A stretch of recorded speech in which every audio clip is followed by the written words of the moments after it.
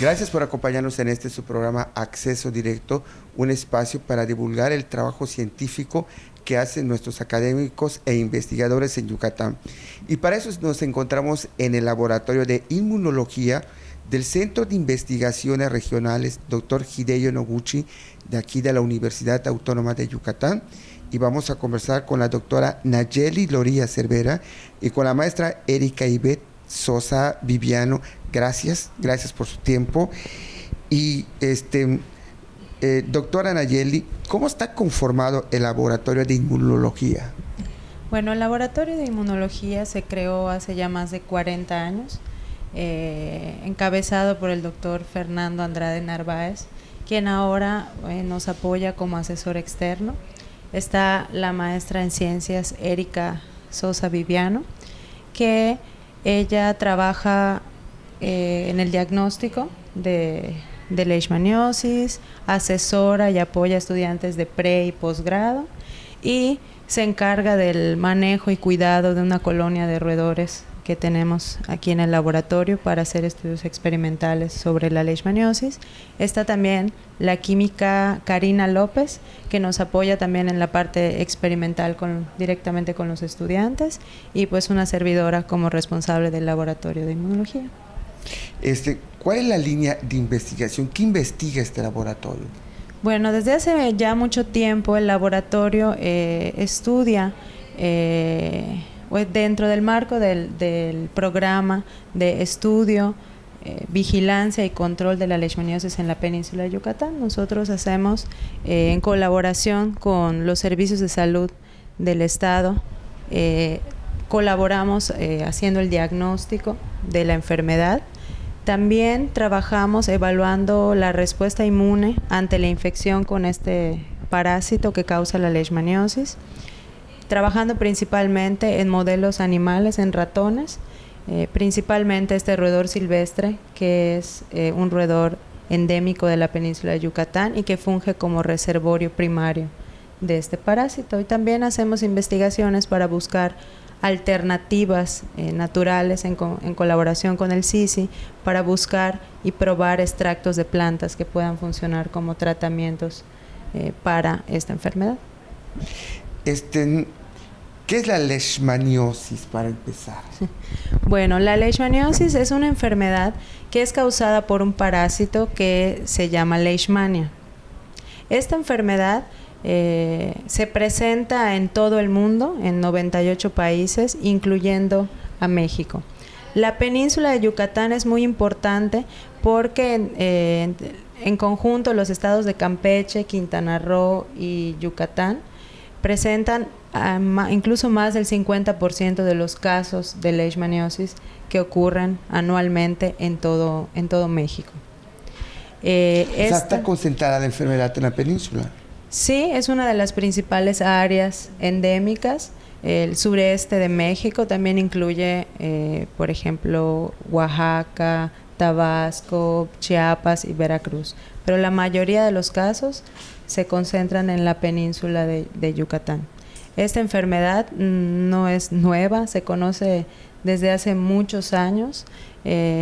Los pobladores de las áreas endémicas la conocen principalmente como úlcera del chiclero, porque era una enfermedad que se daba mucho en estos campos de extracción del chicle en las áreas selváticas de estos estados. Y ha sido caracterizada por el equipo del laboratorio de inmunología principalmente, ¿no? Desde hace ya mucho tiempo. En la península. En pocas palabras, la leishmaniosis, ¿qué es? La leishmaniosis puede tener diferentes formas de manifestarse, pero en la península de Yucatán la principal forma es una úlcera que generalmente es única, que no duele, que es redonda y que tiene el borde elevado. Te carcome, sale. Sí, es una úlcera que empieza como una roncha y después va abriendo, ¿no? Y se forma una llaga que en el sitio donde pica una mosquita, ¿no? O sea, que si te pica en la cara lo tienes. Sí. Por lo general ocurre con mayor frecuencia en el área de la cabeza, ¿no? En la cara, en las áreas expuestas del cuerpo. Ocurre con mayor frecuencia en la oreja, en donde puede tender a la cronicidad y mutilar el cartílago si no se administra el tratamiento. O sea, es una enfermedad que te desfigura, te descompone. Sí, es una enfermedad desfigurante, ¿no? Y estigmatizante, porque una vez que resuelve, pues queda una cicatriz, ¿no? Una cicatriz en el área donde estaba la lesión. Inclusive usted nos decía que hay registros prehispánicos en donde está plasmado. Sí, también se conoce desde hace mucho tiempo como la enfermedad de las orejas podridas, porque se conoce desde hace mucho tiempo. En 1912 un médico inglés de apellido Seidelin estudió e identificó por primera vez el parásito y la enfermedad, y también se habían visto vestigios mayas con las orejas cortadas o mutiladas, ¿no? Los registros ahí están. Sí. ¿Cómo se transmite?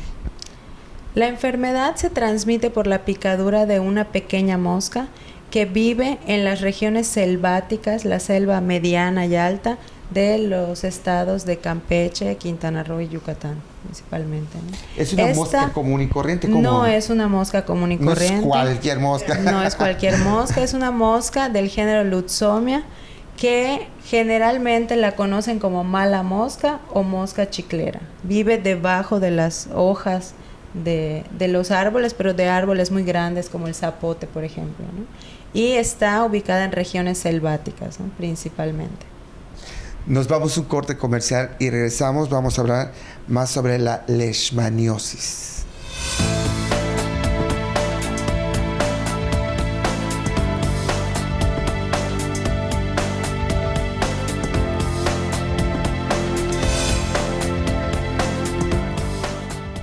Entiende que esto es grilla y si te gusta ganar bien, aguántate. Los temas relevantes de la política yucateca con un toque de humor muy particular. A palo dado, ni Dios lo quita. Por Teleplay. Viejos amigos en una nueva señal.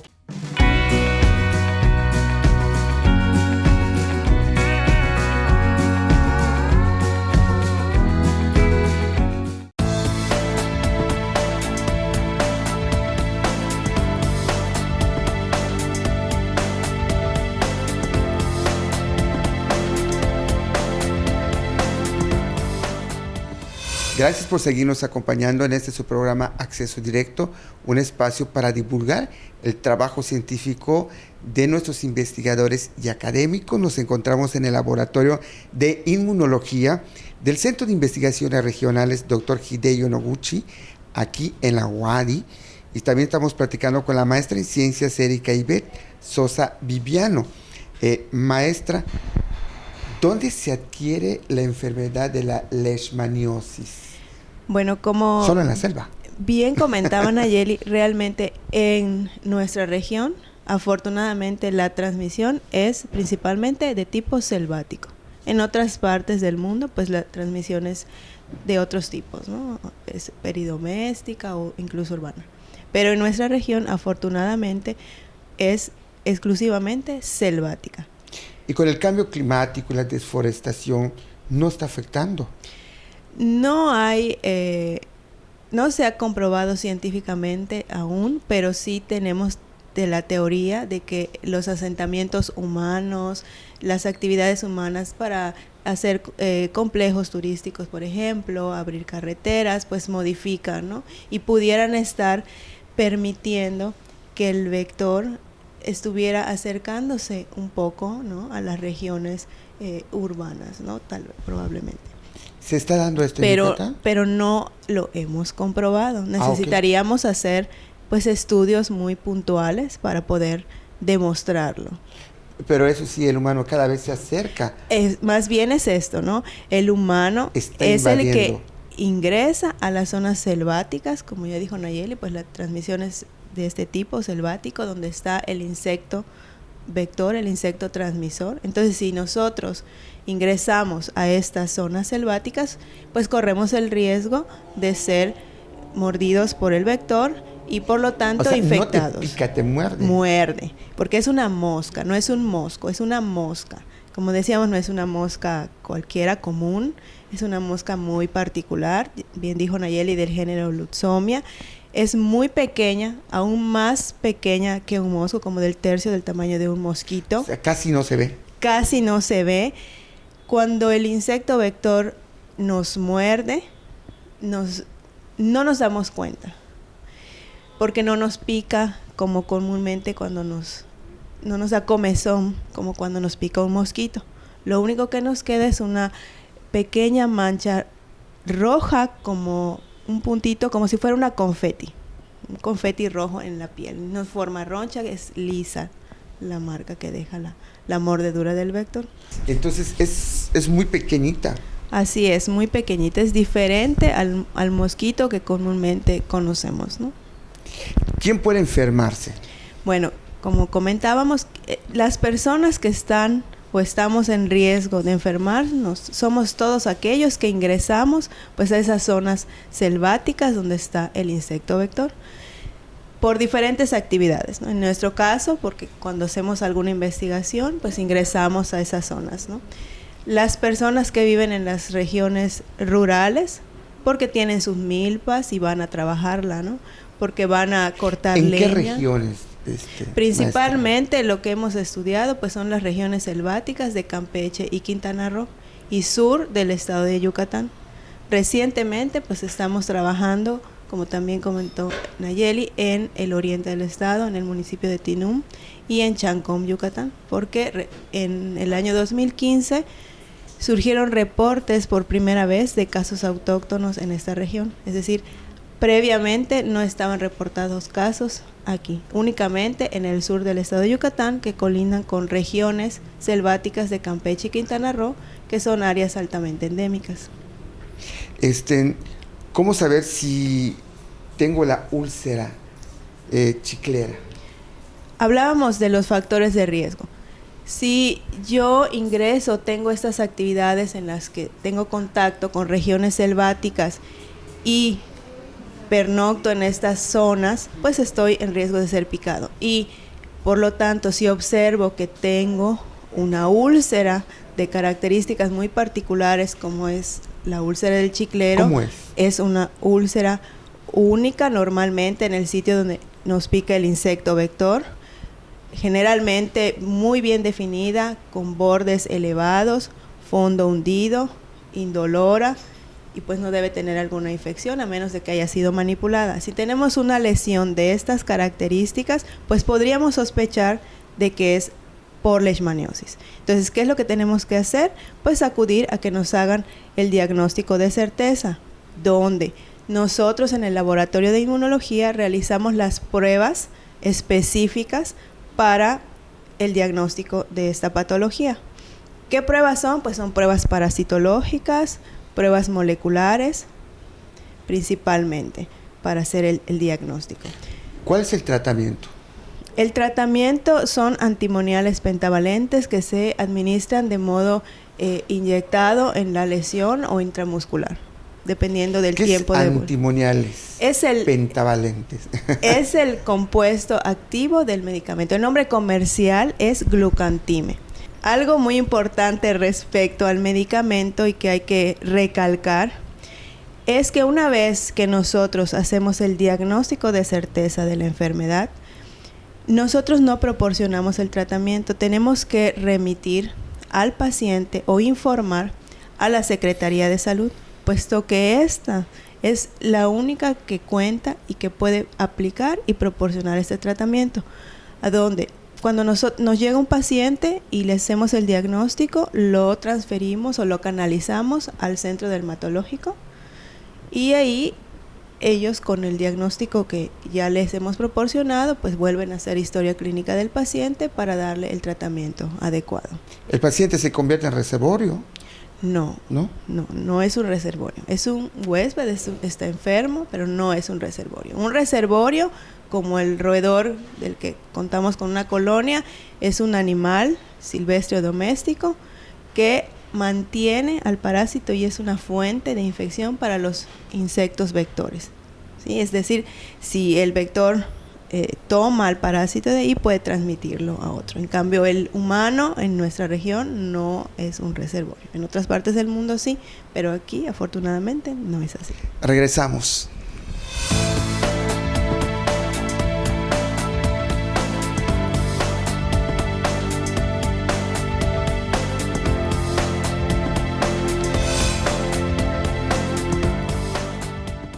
Descubre qué hay detrás de los personajes que están cambiando la historia de la península, en una entrevista con alguien que los conoce a fondo. La entrevista con Luis Alberto Rivas. Por Teleplay.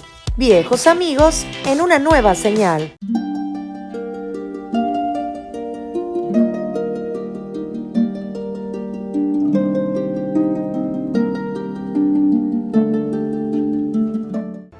Las noticias más importantes de nuestra entidad con información actualizada y veraz. Solo las encontrarás con Freddy Heredia en Yucatán es Noticia. Por Teleplay. Viejos amigos en una nueva señal.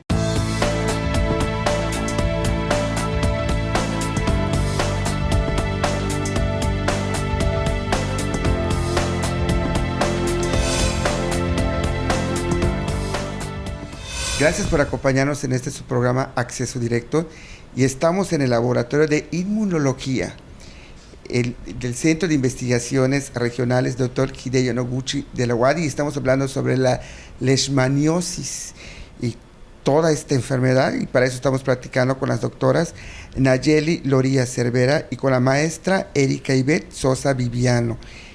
¿Qué servicios presta este laboratorio? Bueno, de los más importantes Hay cuestiones servicios preventivas que hacemos, uno de ellos pues es el diagnóstico, como ya comentó la maestra Erika. Recibimos pacientes que tienen lesiones sugestivas y que proceden de estas áreas donde ya sabemos que hay transmisión de la enfermedad. Recibimos pacientes que vienen de Campeche, de Quintana Roo y de Yucatán, que son remitidos por el ORAN. También estamos en estrecha colaboración con los servicios de salud, quienes también realizan el diagnóstico, y estamos en constante comunicación, y también para poder referirlos a que reciban el tratamiento por parte de los servicios de salud, ¿no? Otra cosa importante que hacemos es como parte de la difusión la importancia de la difusión que hay que darle a esta enfermedad, ¿no? Sobre todo las medidas de prevención. Trabajamos hace algunos años ya con la Secretaría proporcionando cursos, ¿no?, dirigidos al personal de los servicios de salud y a las comunidades afectadas para que puedan conocer la enfermedad y sobre todo saber cómo prevenirla o evitar que enfermarse, ¿no?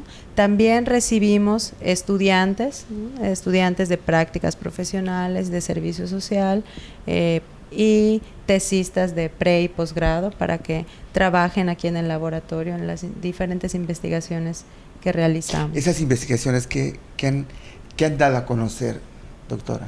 Bueno, las primeras investigaciones que se hicieron en el laboratorio pues son precisamente la caracterización en el estado de Campeche de cómo era la enfermedad, cuál es el cuadro clínico. ¿Cuál es el cuadro clínico?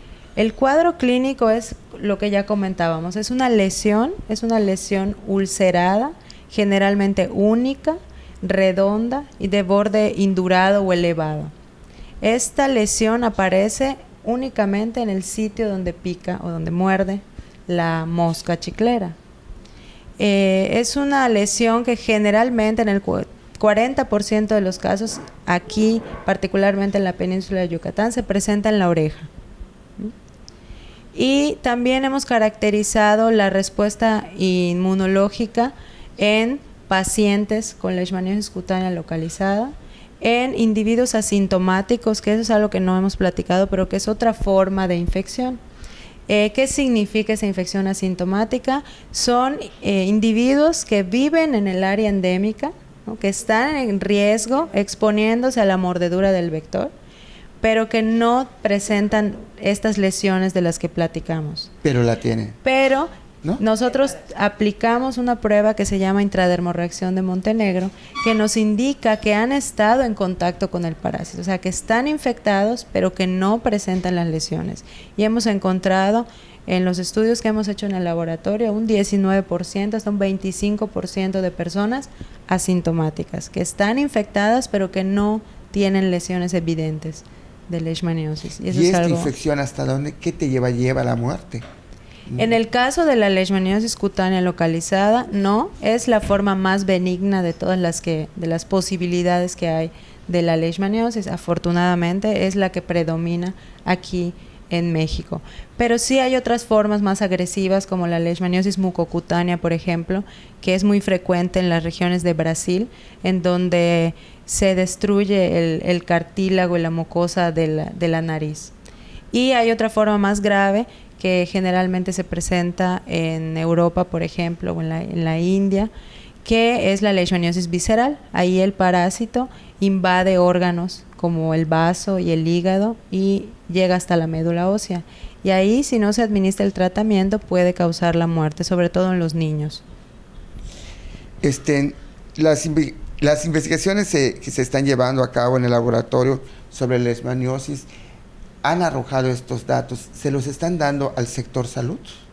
Sí, claro. Sobre todo recientemente, a partir del 2015, que se detectan estos casos que comentaba la maestra Erika en el oriente del estado, que era una región en donde no se habían reportado casos previamente.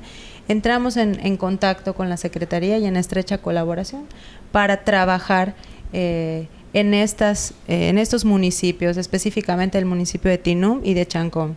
En el caso del municipio de Tinum fue ahí donde apareció el mayor número de casos autóctonos de leishmaniosis. Lo que se hizo fue caracterizar las lesiones en los pacientes y también hacer un estudio para determinar la infección asintomática. Y todo esto se llevó también a cabo pláticas para que la comunidad pues conozca la enfermedad y se les invitó a participar en este proyecto. ¿Están haciendo trabajos comunitarios? Sí, estamos haciendo trabajo comunitario. Pues gracias por habernos recibido aquí en su laboratorio y gracias por aportarnos conocimientos que a final de cuentas como sociedad es importante conocer para tener conciencia. Claro, muchas gracias. Gracias por la invitación. Gracias por habernos acompañado.